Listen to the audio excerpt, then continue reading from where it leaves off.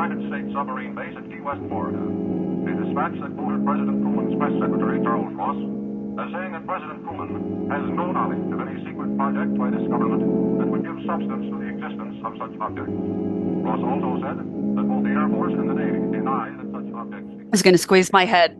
Okay, Miss Little Red's Apple Ale. It's just, oh, these headphones are gonna squeeze my head so bad. They got me on Patreon.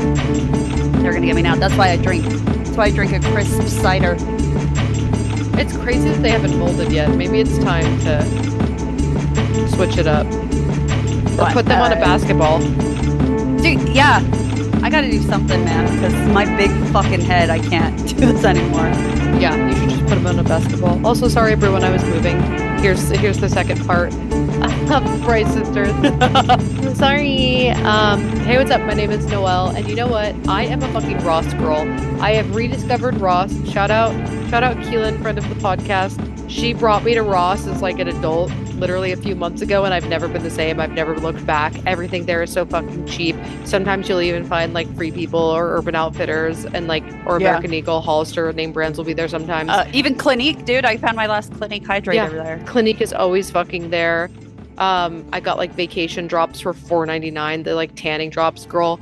I am a Ross. I'm not a Maxxinista. Let me fucking say that here. TJ Maxx can sit on it and spin, bitch. I went into TJ Maxx after going to Ross. Same shit, double the price. I said, suck my dick. Suck my dick. TJ Maxx is just expensive, Ross. Yeah. So it's like, shout out Ross.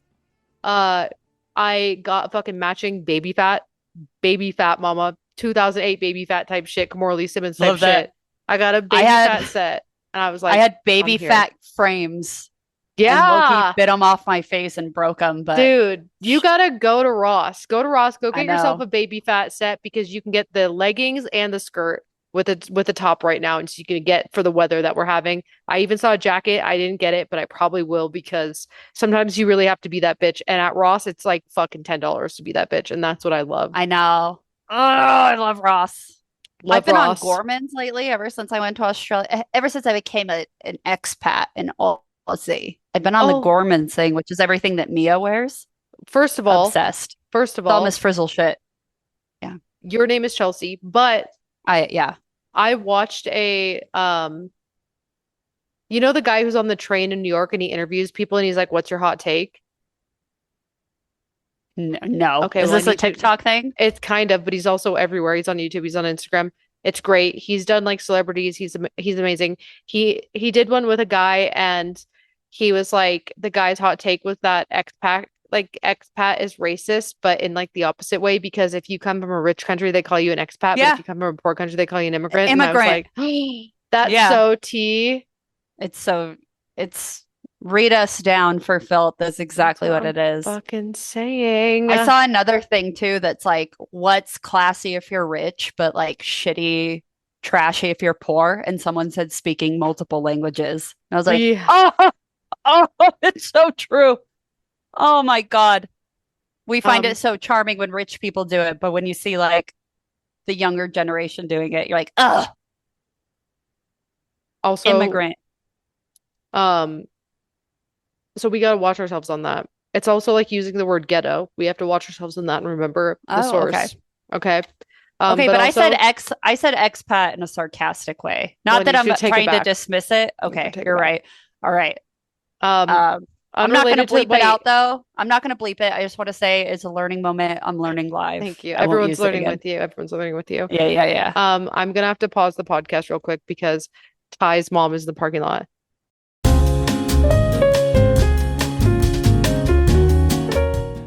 I'm going to be eating it. I'm going to be eating it the whole time, bitch. I fucking know you are. I watched you pop it in your mouth. It's so good. The computer quality is not that great, so it just looks like a little black charcoal you're shoving in your pie hole. I bet the audio quality is also terrible, so you can't really hear me just slurping it down. And thank fucking God for that. Yeah. Also, who are you? Chelsea. We said it on the last. We said it in part one. I said it for you. Oh. You normally say it for me. No. Anyway, you normally say this is Chelsea. I do agree. I won't fight you on that. I will not Okay. contest it in court. What's your thing? I got a beautiful mouthful of delicious chocolate truffle. What are those truffles? Why are you so insistent on eating them on camera and Uh, on record? they're called Utah truffles. I got them. I went to that art gala and they were in my little to-go bag. Oh, that's cute. How was your gala? It was really fun. I went through all the pain of buying shapewear, and then I didn't wear it. And You I didn't wear real, it? no, I looked real pregnant in some of the photos. But then I was like, you know what? Fuck it. I was so comfortable not wearing it. Yeah. Just one of those things. I got on a TikTok, a site of TikTok that said I have a Aphrodite belly. And I was like, cool, I'll just adopt that as my new personality. And that's Yeah. it's a tummy with just a little at the bottom of it. So I was like, whatever. Yeah, me too. I'll try to say that to myself while I'm crying myself to sleep. Just kidding, all bodies are beautiful. Anyway, congrats on your gala. Your outfit looked great. Thank you. Thank you, Black Milk, for coming through for the dress I paid full price for. An OG, an OG. I remember back in the day, I had like a million Black Milk leggings, and I was like, this is so fashion with my fucking like R2D2 The leggings. Galaxy. Yeah, the Galaxy ones specifically. What I was trying to do is all of the dresses that I found were very Mormon coded because the color theme for this gala was bubblegum pink and cotton candy blue, which are colors that I do enjoy, but not the fashion I wear. So Yeah. everything I saw looked like I was a fucking pilgrim, dude. Everything. And Yeah. then I was like, what is a cute bubblegum pink thing? I was like, Jigglypuff is. I searched Jigglypuff dress. Pipeline to Black Milk was just a mere stone's throw from there. Yeah, and Chelsea didn't want to pay $300 for a Selkie dress that I had sent her, which is fair. Yeah, but also so that would have been the perfect choice. But I never would have worn that again either. That was like part of it is like the Black Milk dress. I could wear that to a brunch. I could wear that to a little bar or Yeah, true. True, I'm but not still. as much as I want that to be my vibe, the Selkie vibe, I just genuinely don't think I can pull it off. I think that you really could. Maybe with like hair and makeup and No, I the think right it would change styling. you. I think if you would be like, "Oh fuck, this is so sick." But anyway, That's neither here nor there. neither of us have one, so it doesn't matter. Yeah, out of my budget for Yeah, sure. it's way out of my budget. Okay. So this is me trying to TLDR the last episode. The last episode, part one of the Price Sisters, we go into kind of the roots of Irish lore, essentially, for the country, that they've been oppressed and colonized and discriminated against violently by the British. And they have essentially divided the country. And it's led to tons of infighting, righteous infighting by the Irish. They created the IRA from that. And some skirmishes are happening, if you will. And that's where we pick up. Yep. So by the late 1960s, Northern Ireland was already on the edge. Civil rights and Northern Ireland, keep in mind, that's the part of Ireland that has now been like taken over by the British. That's Orange Ireland. It's orange. Never forget that fact that Chelsea told us that has haunted me ever since. If you wear orange on St. Patrick's Day rather than green, you're a fucking British colonizing bootlicker loser. So Northern Ireland was already on edge. Civil rights protests were being met with violence, and Catholic neighborhoods, whenever we reference Catholic, this is going to mean kind of symbiotically Irish. Protestant is British. Got it. Yeah. And Catholic neighborhoods were increasingly under attack from British loyalist mobs. For the first time in generations, there's a real attempt to step outside the cycle of violence.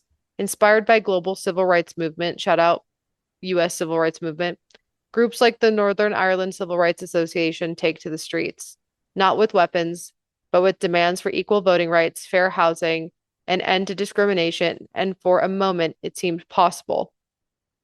In January 1969, a civil rights march organized by the Northern Ireland Civil Rights Association was traveling from Belfast to Derry. The marchers were demanding fair voting rights and an end to housing discrimination. and basic civil rights protections for Catholics. They were unarmed, peaceful, modeled in part on, again, the American Civil Rights Movement. As they reach Burntolit Bridge. Burnt toilet is just so disrespectful. It looks like burnt toilet. Noelle and I could not stop saying it when we were going over it looks like script. Burnt toilet. Burnt toilet. And that's just so fucking horrible. I know this was a tragedy. That could just be our font choice too, but burnt toilet. No, it looks like burnt toilet. It does. I'm so sorry. Burnt toilet bridge near Derry. They were ambushed. But it wasn't just a random brawl. They were attacked by a large group of loyalists, many of whom were later alleged to include off-duty police officers and members of the Ulster Special Constabulary, which just means cops in British. The attackers used rocks, sticks, bottles, and sheer numbers. The marchers were beaten badly, some were hospitalized, and the fighting went on for hours. On paper, it was just an attack on a protest march. But politically and psychologically, it did something much bigger. The people who were supposed to maintain order were widely seen as absent, complicit, actively involved, and corrupt. The civil rights movement was built on the idea that if you show discipline and restraint, the system will respond with reform. Burntolit. Fuck. I can't. I can't. It literally just wants to come out of me. I have to stop. You're muted, by the way. Probably because you're eating your fucking chocolate truffle. I was muted. I was saying you were disrespectful as fuck, and you constipated bitch. At least something comes out of you. Oh my God, I'm trying. No, it's hard. I'm not judging you. I'm just Burntolit. It's almost like Jussie Smollett, and that's like what I'm thinking of every time. Jussie Smollett. It's the bridge incident. Shredded that logic because the marchers did show restraint and still got attacked. After this, the political center of gravity began to shift. Moderates started losing influence, communities began organizing defensively, and paramilitary thinking gained legitimacy in some circles. It didn't create armed conflict on its own, but it helped make the slide into it feel inevitable. And within months, everything escalates. Streets burn in Belfast, families are driven from their homes, communities fracture almost overnight, British troops arrive. For a generation living through this, marching, bleeding, watching it changes the question entirely. No longer how do we reform the system, but if the system won't protect us, who will? Local communities expected protection. Instead, the IRA leadership hesitated. They were unprepared, unarmed, and ideologically divided. The backlash was immediate and brutal. In Belfast, someone spray painted a phrase, Jesus, that captured the mood perfectly. IRA equals I ran away, which is crazy to think because obviously we have hindsight now knowing what the IRA would do. But then to say that is fucking crazy. You're muted. Gather her. Drag their ass. I mean, I do think that. That sucks though. I would do the same thing. I would also run away. Yeah. I mean, I don't know. If you're like whole entire they were just like in the pocket for like 20 years, like kind of, yeah, I guess they were kind of caught off guard in a way. In the words of Miss Cracker of RuPaul's Drag Race, like, not next time, bitch. Like, and that's this time, but not next time. And that's it exactly. And if I'm to like kind of read the IRA, former IRA, before we go into what happens next and how they become who we know as the IRA. They were doing a lot of like clandestine operations. Yeah. Just circles of people sharing information. There was nothing too crazy going on. Well, they got radicalized, man. They did. And it did take someone, maybe the cake is the civil rights marches being attacked. And then the cherry on top is someone spray painting IRA equals I ran away. And then everyone shows the fuck up. Yeah. So that moment didn't just damage their reputation, it shattered the movement. And what followed in 1969 and 1970 was one of the most consequential fractures in modern Irish history. And at its core, it wasn't just about tactics, it was about fundamentally different visions of what the struggle even was. Because on one side, you had the existing leadership, and they were moving towards Marxist policies, arguing that the real fight wasn't a Catholic versus Protestant thing, but rather the working class versus capitalism. And that's tea. And what do we see now? Liberals, conservatives, Republicans, like it's the same fucking thing. It's all no war but class war, man. And they wanted to shift away from the armed struggle towards more political organizing. And here's what I'll say, what Chelsea's about to talk about in 2 seconds. I think this is like that commercial of the girl with the tortilla. Like, why can't we have both? Yeah. Because I think that you should be Marxist organizing and also doing what you're about to say. Yeah.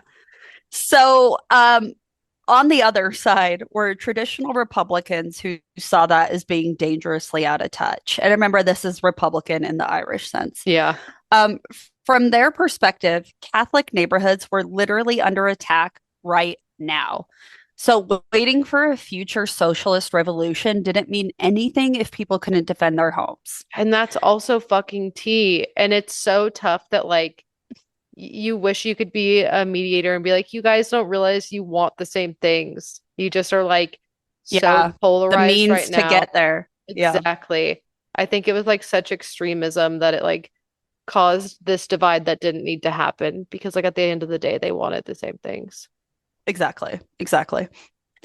And in January 1970, the Irish political movement Sinn Féin broke during its annual convention in Dublin due to a bitter internal disagreement over abstentionism. Sorry, I didn't write that one out.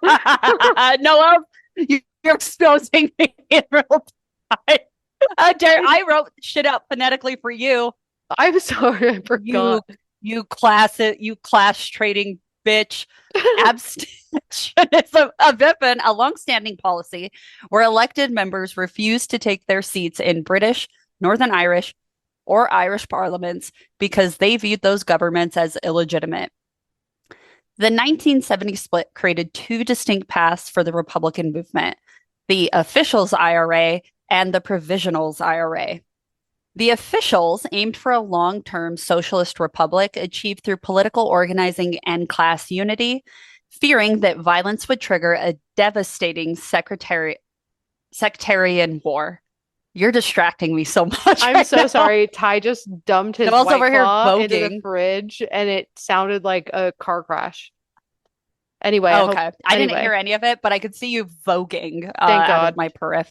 Yeah. So the Provisionals prioritized immediate survival and distinct action. This is a very serious production happening right now, focusing on defending Catholic communities. I'm sorry, but this little pop-up is killing me. Are you getting like AI pop-ups that's trying to like fix the grammar? And I can't see the first word. Anyway, I made it go away. This is so unserious. I'm trying really hard. The Officials and Provisionals. The Provisionals prioritized immediately struggle, focusing on defending Catholic communities and utilizing armed struggle to force a British withdrawal from Northern Ireland. And you can think of the difference this way. The Officials were trying to redesign the political system for the future, while the Provisionals were focused entirely on surviving the crisis of the moment. And this split didn't happen in isolation. It fed directly into what became a full-scale conflict. The Provisional IRA launched an armed campaign against British rule. Loyalist paramilitaries mobilized in response, determined to keep Northern Ireland in the UK. And British security forces, supposedly there to maintain order, often acted in ways that made them seem like anything but peacekeepers. ICE is here to keep our communities safe. Yeah. That three-sided dynamic, Republicans, Loyalists, and the state locked Northern Ireland into what would become the 30-year conflict known as the Troubles. The Troubles. The Troubles with Tribbles. Here's a question for you, Chelsea. Yes. It's Ireland in the 1970s. You live in Dublin. You're in Northern Ireland. You are. Yeah. I'm wearing a turtleneck. I have a cunty cap on. Yep. You grew up in an IRA household, but like very chill IRA. Okay. The split happens. Whose side are you taking? Oh man, I think I want to say like okay, so let me actually say the two wolves fighting inside of me. I used to be very idealist in the concept of if you just vote, if you just participate, you can make big change happen. Mm-hmm. As I've seen the current regime going, I believe that you have to speak the language of the oppressor, Yep. which in this sense is violence. When I see ICE agents getting the shit beat out of them and then those men know no peace, I think that anything other than that sort of fighting fire with fire is actually allowing more violence to perpetuate. I'm also understanding that I am an asthmatic with paper mache knees. So it's really easy for me to say, I'm going to be on the fucking front lines fighting. Mm-hmm. But knowing just physical strain and my own limitations, probably would want to see the idealistic and nonviolent route. So I guess all that to say, I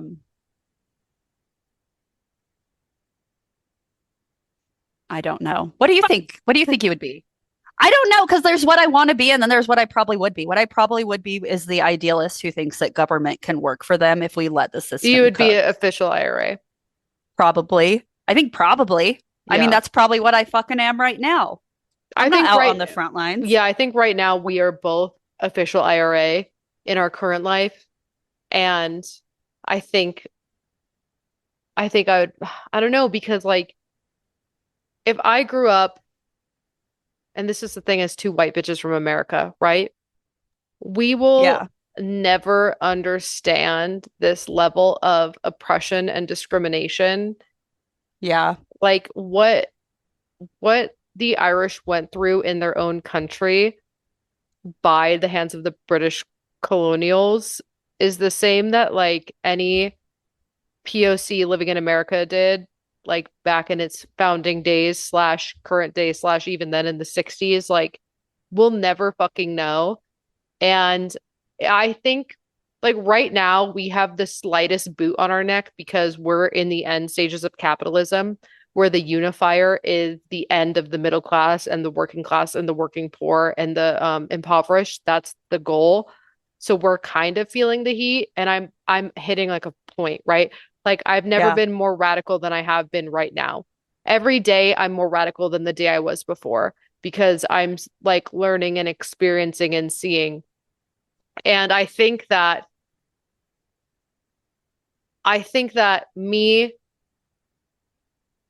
even 5 years ago would be like official IRA. We're learning Marxist theory. We're putting things into action. We're like changing it from the ground up. We have to like see this as class warfare. We have to understand why they're doing this. We have to understand that colonialism at the end of the day is about profiteering and profiting off people Yeah. and all Yeah. that. But me I today, with the slightest bit of pressure on my neck, I'm going provisional IRA. So imagine growing up in Belfast I and know that's what I'm struggling with is I don't have that cultural intelligence or that cultural experience behind me. Like yeah, in the same way, I can't understand why someone wouldn't be into the type of feminism that applauds the male loneliness epidemic and who sees women just mace men for, or like that type of yeah, stuff. Or yeah. I love that. And I love to participate in that, which is, in its own sense of being in the streets. But I don't know, maybe if I grew up there, more provisional. But I think with my American ignorance of what true oppression feels like as a white person, I'm probably gonna say realistically I'd be official. Yeah, and I feel that. So As much as I hate myself for saying I it, but know, I can't fucking flex, man. I'm I an open know, book. I know, and I appreciate that. I I mean, kind I've of been knew. struggling with asthma this entire time, and all I did was walk up the stairs Oh, it's to because you ate record that this podcast. truffle. Probably I scarfed it. No. It's stuck in your throat. Oh God. That's why I keep having to mute so I can cough. I know, I see. So anyway, the troubles. The At first, troubles. it's such a silly kind of Sesame Street name for like 30 years of blood war and bombings, but Yeah, the trouble with tribbles, man. That's all I I know. can think of. At first, both factions existed side by side, but it didn't take long for that balance to shift. The Provisional IRA's argument that peaceful protests had failed and only force would work suddenly felt real. Recruitment surged, the Provisionals became the dominant force in the Republican movement and developed a long-term strategy of bombings to make Northern Ireland economically unmanageable. Guerrilla tactics to wear down the British army, and small secretive information cells to avoid infiltration. Their goal wasn't to win a conventional war, it was to make British rule impossible to sustain. The British response evolved too. After early missteps, they shifted towards intelligence, surveillance, and covert operations. They relied more on local forces and in some cases were accused of colluding with loyalist paramilitaries, which is just like how today ICE agents are the Proud Boys. Dude, History repeats itself. my father sent me a thing saying that the only reason that liberals or the left don't like ICE is because we're so triggered by the name. So if they just changed it to the national like immigration thing, they would be called nice and we would all like it. And the way that I popped a blood vessel in my eye and not replying to that text. That almost just sent me into a padded room. I know, right? It was some comedian. I can't believe you would just and say that. the crowd is rolling at this joke, and he's like, "The left, they're triggered," and then like they're all like screaming in the crowd. We should just call it nice.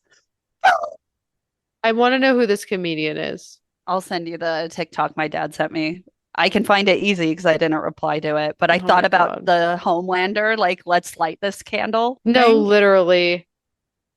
Oh my And it was God. rough, dude. Does your dad should watch The Boys and then I don't ask know him before season 3 who the villain is. oh my God, right? Anyway, I'm gonna forward this to you right now. God, I'm gonna have a fucking aneurysm.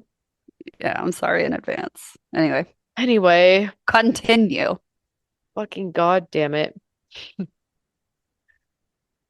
By the mid 1970s, the conflict had reached a point no one wanted, but no one would escape. Part of what made this conflict so intractable, I don't know how to read, Intractable. is that everyone believed they were defending something, and what they were defending was the right thing. And you know what? Talking about history repeating itself, that's why we're at like this stalemate. That's why we're in our own 30 Yeah. years of the troubles, is because both sides, left and right, think that they are fighting for a just and good cause, and both of them think they are defending what's right. And I think that's with every Some think war. they're defending their right to live to the fullest in this country, and then others are defending the right for anyone to live to the fullest in this country. Exactly. And like it's so, because I think like everyone probably has a version of this in any war that's ever been fought ever. Yeah. But it's like it's so interesting when you like extrapolate from it and go like, well, these people want to live on their land and have the rights to like jobs and healthcare and housing and food, and like it doesn't matter where on this country they are, they should get that. And then the other one's like, but no, just for me. And it's so weird Yeah. that both of them, like specifically one, thinks that they're right too. Especially when they're consistently on the wrong side of history in those cases. I know. The Provisional IRA saw themselves as protectors of their communities fighting against occupation. Loyalist paramilitaries saw themselves as defending their place within the United Kingdom. The British state saw itself as preventing chaos and holding the line against civil war. But this moment didn't come out of nowhere. As we learned in the last episode, for centuries, Ireland existed under a system designed not just to control land, but to control people. Ownership was stripped away, power was centralized elsewhere, Irish identity itself became something the British wanted to suppress and destroy. And that belief didn't disappear with the famine ending. It carried forward through memory, storytelling, and families. It lived on, it inherited narratives of suffering and resistance, embedded itself into the culture. Over time, it fed into the mythology of the Easter Rising, where failure was transformed into martyrdom and martyrdom into obligation. Albert Prince emerged from that lineage, a Belfast Republican associated with an older pre-Troubles generation of the IRA. He belonged to a time when the organization was not yet the structured campaign it would become in the 1970s. Instead, it operated intermittently, underground, suppressed, and persistent. Its central belief remained unchanged. The partition was illegitimate, and that Northern Ireland itself had no rightful claim to exist. Albert was part of that continuity. He was imprisoned multiple times, and as many Republicans of his generation were. His work likely involved organizing, logistics, and participation in information networks rather than large-scale operations. But the most important detail about Albert Prince is not just what he did, it is what his life represented inside the home. In that household, republicanism was not fringe ideology. It was normal conversation. British authority was understood through a lens of occupation and resistance. Political identity was not discovered later in life, it was inherited. So Christina Dolan, his wife, reinforced the same world from another direction. And she is consistently described as being associated with Cumann na mBan. You got it. Cumann na mBan. Cumann na mBan. Cumann na mBan, the Women's Republic organization founded in 1914. And through it, as we learned in the last episode, women played roles in intelligence, career work, fundraising, logistics, and political education. And even when not formally operational in the same way as men like Albert, women like Christina sustained the ideological and social fabric of the movement. And public records on her are limited, but the pattern is clear. She was part of a Republican family network in Belfast, connected to the same traditions, and politically aligned with the IRA's worldview. Her presence ensured that Irish republicanism was not only reinforced, but was also the standard. And Albert and Christina met through Belfast's overlapping network of activists, families, and local organizations. And in that environment, politics were social as much as ideological. Their relationship represented the merging of two strands of the same traditional IRA lineage and Cumann na mBan lineage in a single household. Gaelic is hard, y'all. I know. That household would shape everything that followed. And you were saying Prince? I think you mean Price. Because their daughters, Dolours Price, born 1950, and Marian Price, born 1954, were not born at the beginning of the conflict. They were born deep inside it. They inherited the stories, they witnessed the failures, and they absorbed the conclusions. But by the time they came of age, history did not feel open-ended, and reform had been tried. Survival had been tried, submission had been tried, and in their view, all of it failed.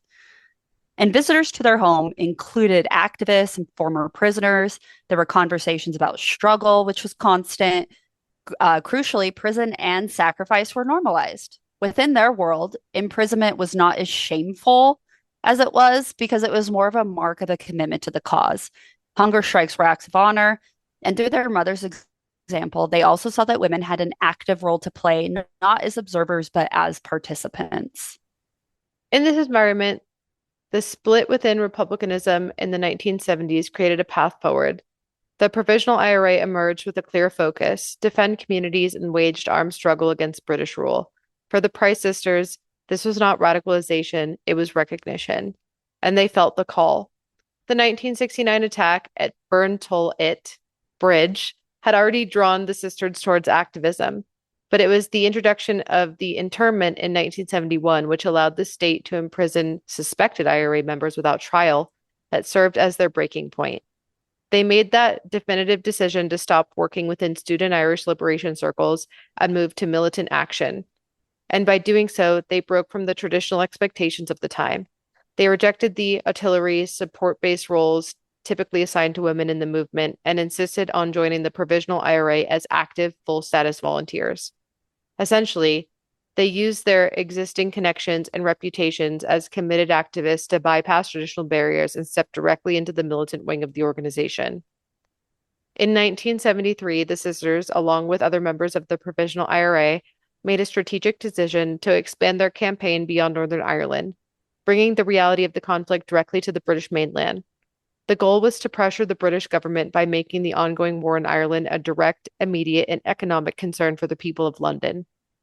On March 8th, 1973, this strategy culminated in a series of coordinated attacks. 4 car bombs were planted across London, with the most symbolic target being the Old Bailey, the Central Criminal Court of England and Wales. Also, what V exploded in V for Vendetta. Oh my God. Yeah, the Old Bailey. That was totally on purpose Yeah, it was. to call back to this. Yeah, That's what a what I good mean. what a good comic, right? Good God story. damn. Oh my God. The more we learn. Like, did you know that More the you IRA know. bombed it? I had no fucking idea. See, that's what I I'm saying. didn't know. And this is what I'm I saying. can't. Real history? No. Comic book knowledge? Yes, And bitch. sometimes when they're really good, they overlap. 100%. The explosion at the Old Bailey caused structural damage and injured many. For the IRA, the target was highly intentional. They viewed the British judicial system as the primary instrument of occupation and oppression in Northern Ireland, making it a powerful political symbol to destroy. Dolours and Marian Price were not merely observing figures in this operation, they were active high-level participants. They were involved in the sophisticated planning required to transport explosives from Ireland to London without detection. The sisters were directly involved in the placement of the car bombs. This required them to operate in high surveillance environments. Because remember that fucking they got cameras everywhere, bitch. That's CCTV. Yeah. Big brother there for sure. Moving within London to position the vehicles before the timer mechanisms were activated. And they acted as key liaisons and volunteers for the specialized unit, proving their total commitment to the Provisional IRA's militant strategy. And the sisters, along with many other members of their unit, were arrested at Heathrow Airport on the same day the bombs exploded as they attempted to fly back to Ireland. Their subsequent trial was a significant moment in the conflict, not just because of the charges, but because of how they chose to defend themselves. Because during their trial, the sisters refused to recognize the authority of the British court. They did not plead for leniency or argue that they were just misguided youths. Instead, they maintained that they were soldiers of the Provisional IRA engaged in an act of war. And by framing their actions as part of a legitimate war, the Price sisters were making a deliberate political claim that they were prisoners of war, not criminals. In their view, the British presence in Ireland constituted an occupation, and those resisting in it were therefore combatants, not terrorists or common offenders. And this distinction was central to their identity and their strategy. And after this arrest, their refusal to accept criminal status became the defining feature of their imprisonment. Drawing on the long tradition of Republican resistance, they launched a grueling hunger strike, demanding transfer to prisons in Northern Ireland and formal recognition as political prisoners. The British government responded with force feeding, tubes forced down their throats into their bodies under restraint. And this process was intensely painful, deeply invasive, and left lasting physical and psychological damage to both girls. And in that moment, the battleground shifted. The conflict was no longer playing out through bombs and barricades, but within prison walls, fought through endurance, suffering, and the body itself. As their condition deteriorated, their struggle drew international attention, intensifying polarization and deepening hostility between the British state and Republican supporters. Originally sentenced to life imprisonment, later reduced to 20 years, the sisters persisted in their campaign for transfer. It ultimately succeeded, but only after years of severe physical decline. In March 1975, amid a temporary truce between the IRA and the British government, they were transferred to Armagh Prison in Northern Ireland, ending their time in English custody. They did not serve their full sentences. Instead, they were both released in 1980 and 1981 under the royal prerogative of mercy. Made up British shit. Made up British shit. What the fuck are they even saying, you know? Yeah. Their release was granted on humanitarian grounds, as they were suffering from severe life-threatening anorexia as a direct consequence of the prolonged hunger strikes and the trauma of force feeding. In total, they spent roughly 7 to 8 years in prison. While the most surprising thing is that you can get a humanitarian release for anorexia in Ireland. That is actually granted insane. By the Queen herself. She said, basically is what it sounds like. I'll let these bitches go. Yeah. While the Price sisters were incarcerated from 1973 to 1980, the Provisional IRA itself was undergoing a profound transformation. The movement began to recognize that its earlier strategy of high-profile, all-out bombings in confrontation with the British state was unsustainable. In its place, it adopted a strategy of attrition, what became known as the Long War, amid not a rapid victory, but at making the conflict unmanageable over time. A brief and fragile pause came in 1975 when the IRA and the British government entered into a secret ceasefire. Some within the IRA leadership believed British withdrawal might be imminent, and for a moment the intensity of the conflict eased.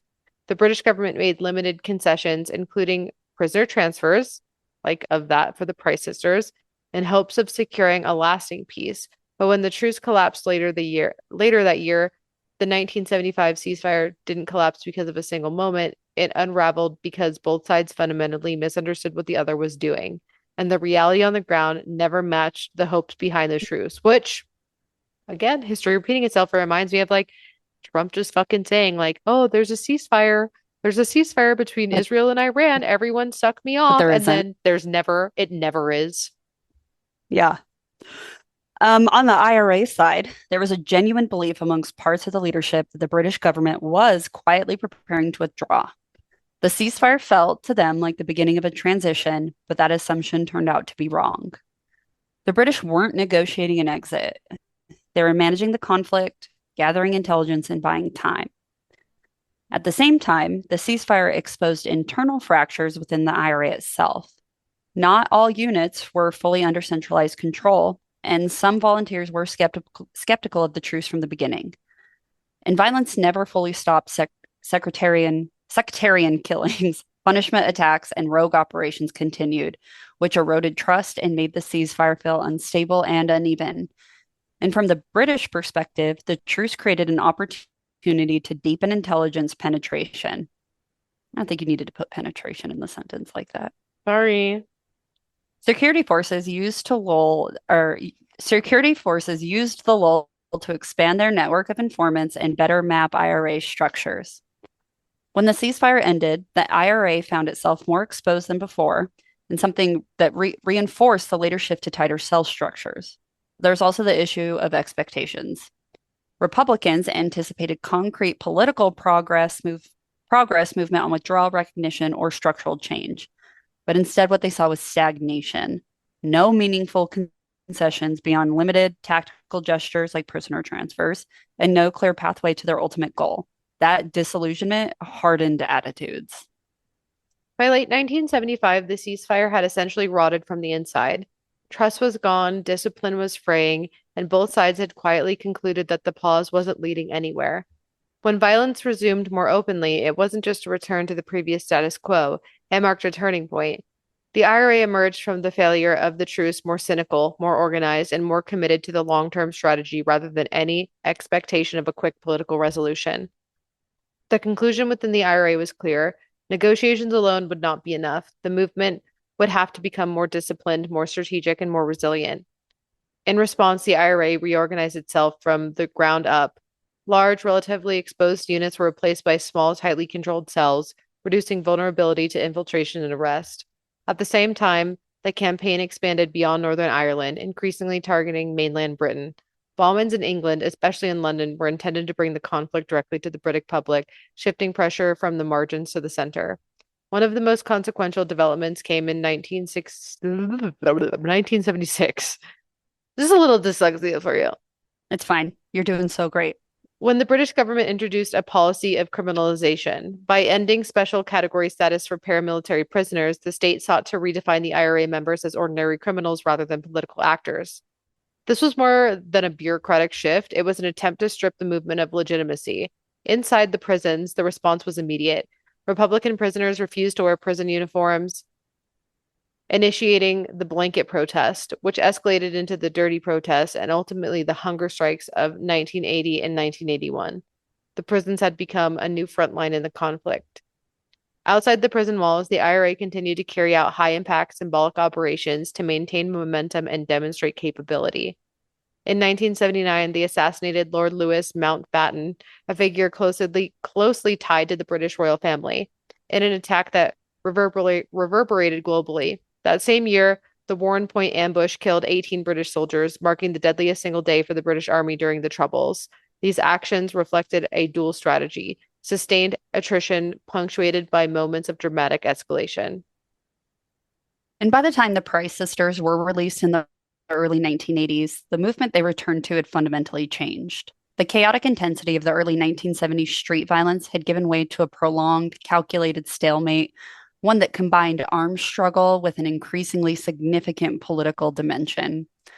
Crucially, the focus on the conflict had expanded. It was no longer confined to the streets and bomb sites, but had moved into the prison system itself, where the fight for political status, one the Price sisters had helped to bring to the forefront, became a defining cause for a new generation. And that struggle would reach its most devastating and symbolic climax in the 1981 hunger strikes, culminating in the death of Bobby Sands and others, reshaping the trajectory of the conflict. The Good Friday Agreement, signed in 1998, didn't come out of nowhere. It was the result of decades of violence, stalemate, and gradual political change during the Troubles. By the 1980s, it had become clear that neither the Irish Republican Army nor the British state could win outright. The conflict settled into a long, grinding stalemate with ongoing violence, British military presence, and deep division between nationalist, mostly Catholic, and unionist, mostly Protestant, communities. Events like Bloody Sunday and the 1981 hunger strikes, led by Bobby Sands, intensified international attention and hardened positions. They also pushed Republicans toward political strategy. And a major shift came when Republicans, especially Gerry Adams, began moving towards a dual approach: armed struggle alongside electoral politics through Sinn Féin.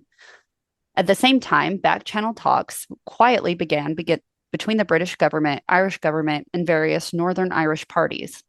The Anglo-Irish Agreement gave the Republic of Ireland a consultative role. My God.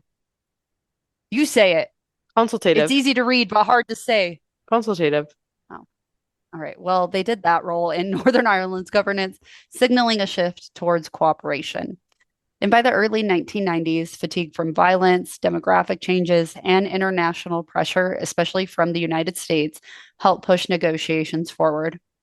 In 1994, the IRA declared a ceasefire, followed by loyalist paramilitary groups. Though the ceasefire briefly broke down, talks resumed, involving key figures like John Hume and David Trimble. And all of this, as mentioned above, culminated in the Good Friday Agreement, which created a power-sharing government in Northern Ireland, recognized both British and Irish identities, and established that Northern Ireland's future would be decided by its people. It also included the early release of prisoners, police reforms, and disarmament commitments. In short, the agreement was the result of a long shift from violence to negotiation, driven not by victory, but by the realization that the conflict couldn't be won, only ended through compromise. And while the IRA parties came together, the sisters' personal trajectories diverted. Doris's path became more complex. Over time, she grew disillusioned, struggling with trauma and the moral weight of her past. Dolours died on January 23rd, 2013 in Dublin at the age of 61. In her later years, she largely withdrew from public life, but gave a series of interviews and recorded testimony for Boston College as part of the Belfast Project.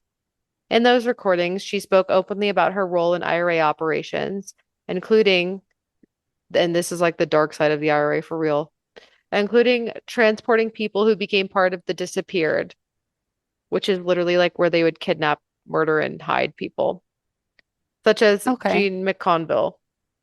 Her statements were controversial because they challenged the public narratives of senior Republican figures like, mentioned above, Gerry Adams. She also struggled with long-term physical and psychological effects of the imprisonment and force-feeding. Marian is still alive as of today.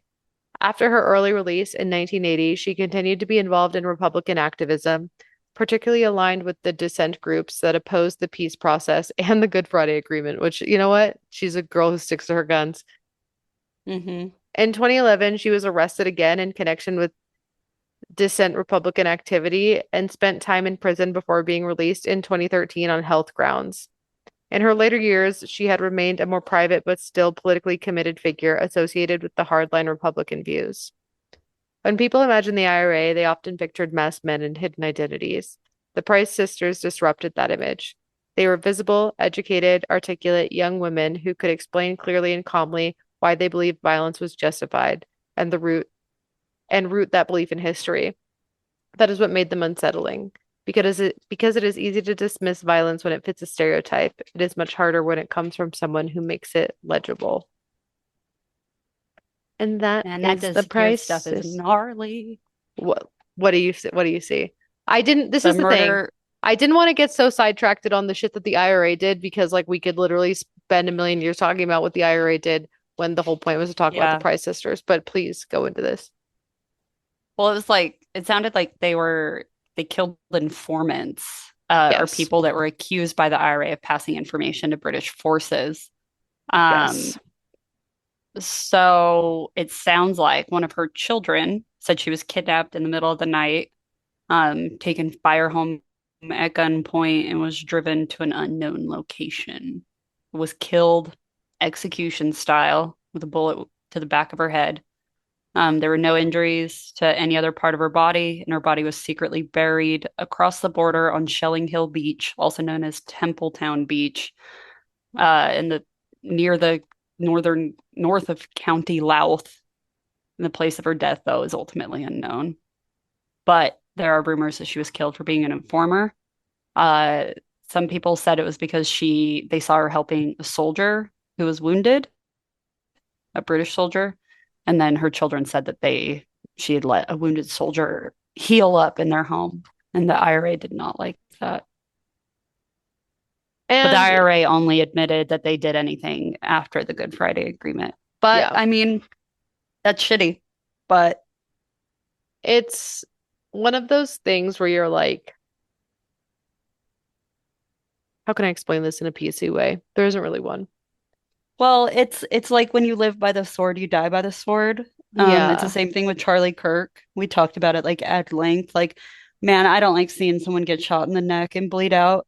But then once I take a step back and understand like the ins and outs of it, like when people are genuinely fighting for their lives, and then you find out that someone in your community is an informant for the British, like that sucks, dude. And in war times, they take them out, and it's like you and I are both obviously against that. Like, you know, there's no ethical war, but sometimes it's a I don't know what to say. I'm not a representative of the IRA. I'm not a representative of the IRA, but when it's a life or death situation and you're fighting for your right to exist, because if you don't, they're going to fucking genocide you as they did and would probably do again. Yeah, you're killing informants. Sorry, you're killing informants. That you're also bombing train stations and courthouses, so that's the name of the game, right? Like if you are working with the IRA and then you get caught with a British soldier, even if it's totally innocuous, like these are war times, sister. You know what I mean? Like we need to know who our fucking allies are and who we trust, and like because if not, like it's off with our fucking heads too. Because that's the other thing. Like they're imprisoning suspected IRA members. So they're doing like the boys type shit. Like, are you posting about Starlight? Did you ever like anything that Starlight said ever, even 10 years ago in prison, no trial? So like when that's the type of shit that's going on and you're seen colluding with the enemy, like, you're getting a fucking bullet to the back of your head. That's just the way it was. And it's not good and it's not right and no one likes it. But when your neighbors are getting snatched off the fucking streets and imprisoned without any sort of trial or any sort of justice in any way, when they're getting fucking starved to death, when they are getting kicked out of their homes for being Irish Catholic, again, these are the conditions. That's why they called it the Troubles, right? Like, and it's tolerating that type of behavior on its own is violence. Exactly. Just like it. So I know that the IRA is a contentious topic. I know that people have some opinions about it, both good, bad, and in between. I know that the generation before us, like our parents' generation, has a pretty strong opinion of the IRA being like very like a terrorist group. Like our parents see the IRA as like fucking fucking Al-Qaeda essentially. Like they're straight up just like the terrorist I cell. I imagine that it's like very similar to like the Black Panther group now and how that's being viewed. Like the in and outs of like an entire organization, you're always going to find some sort of corruption, but the movement itself, like when it gets bastardized by the media and the people who are writing the stories about them making a mistake, or like British colonialism is going to define the narrative. And sometimes it takes decades for these sort of stories to come out, similar to like what we see happen all the time. Like, oh, look at all this bullshit that's happening in South America. Oh, wait, the CIA did it? Of Yeah. fucking course they did. Yeah. And you know what I always think is interesting is like the same people, the same like older generations who will say like the Black Panthers were terrorists and the IRA were terrorists, which like, you know, are the same people who will like comment on Facebook on like some dude getting arrested and be like, oh, let me have at him. You know what I mean? Oh Like, my God, yeah. it's so Yeah. funny how they pick and choose. Like the same fucking boomer who's like, if anything happened to like, and T, I love that. I love that energy, but keep it. The same boomer who's like, if anything happened to my daughter, I would fucking kill that person. Keep that energy then. Keep that energy for someone you let else's shit daughter. happen to your daughter every day. Exactly. Who I'm did like, you vote for? keep It's the like it's fucking Mark energy. Wahlberg. 9/11 wouldn't have happened on my watch. No, literally. I'm just like, you can't sit here and pretend to be a fucking armchair hero. And then when there are people outside doing the dirty shit that has to happen to keep themselves and their community alive, you don't get to pass judgment on that because you weren't fucking there. You don't fucking know what they were going through. You don't know what the like generations of colonialism, so thick boot on your neck. You can't live, you can't exist, you can't have a job, you can't eat, you can't, you know what I mean? Like, give me a fucking break. The people who were left in Ireland after this time survived a fucking British-led genocide of the Irish people. Yeah. You know what I mean? Like, oh, are you upset that they were fucking bombing London? Where were you when they were being starved to death for generations? Exactly. Yeah. Like what happened? Like, were you that wouldn't have happened on my watch? What about like people starving to death literally? Like, yeah. Come on. It's like, so I just keep the fucking energy, right? Yeah. Like, so anyway, that's that on that. Yeah. It's learning about world history and not just one-sided American history is always super interesting. The United States did have like kind of a big hand in the Good Friday Agreement. I think that they were really pushing.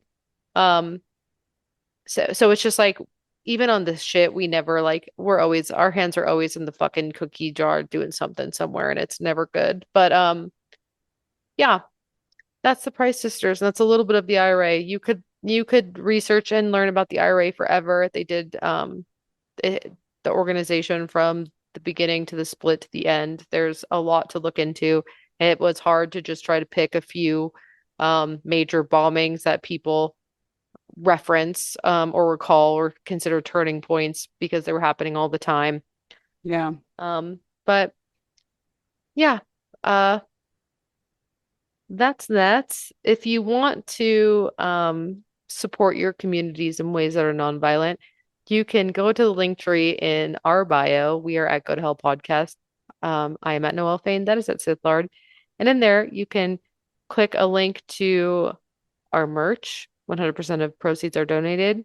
In there, we have some stuff made by Kelly Holloran or at Wild Woodell on Etsy. She makes cool shit for us. She makes cool shit in general. Check her out. You can also support us directly as we grind through the gears and cogs of the capitalist machine that eats us and spits us out by subscribing to our Patreon. $1 gets you in. Warning, spoiler alert, we spoiled the fuck out of the Dune books. So sure did. If you're watching the movies or reading those, watch out. But also, it's been out for fucking, I know, get over it. Like 30 years. No, more than that. When did the first Dune book come out? The 80s? Was it just the 80s? Dune book? No, it was later than that. It had to be earlier. 1965. I'm a fucking idiot.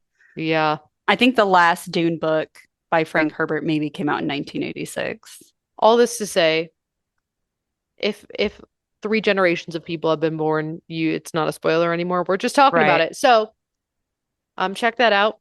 We also have in that link tree a link to our YouTube page where you can listen to episodes there as well and talk shit in the comments, which is always appreciated and always loved. We have a link to our Discord server. We have some outreach links for mutual aid, and I don't know why you'd need it. We also have a link to listen to us, which is anywhere podcasts are heard. Nice. You know, I'm gonna go ahead and give a hail to everyone who does the due diligence of learning about true history, especially in the United States right now, when we have active legislation trying to erase learning about true history, and to all of the teachers who are fucking saints walking among us as these kids come in unable to read, unable to write, and they're like literally on the front lines with these parents fucking bitching at them because they're trying to teach history as it is and as it should be told. It's an unfortunate circumstance and timeline to be living in where it's up to you to literally do your own research on what true history is versus what the propaganda is teaching you. So shout out to everyone who are in the trenches of that. Yeah. Like fucking hang in there, man. Yeah, hang in. It gets worse. Yeah, so my shout out is going to be to electrolytes. They will keep you hydrated during the long war. Oh my God, I actually just got some electrolytes that I love and I'm obsessed with. Oh my God, what are they? Let me tell you, they're actually a family-owned small business, so shout out to them. And I chose them because they don't have like salt in them. So many people don't know this. You're actually not supposed to drink electrolytes daily if it has like a bunch of salt in it. But Okay. Nectar is the brand.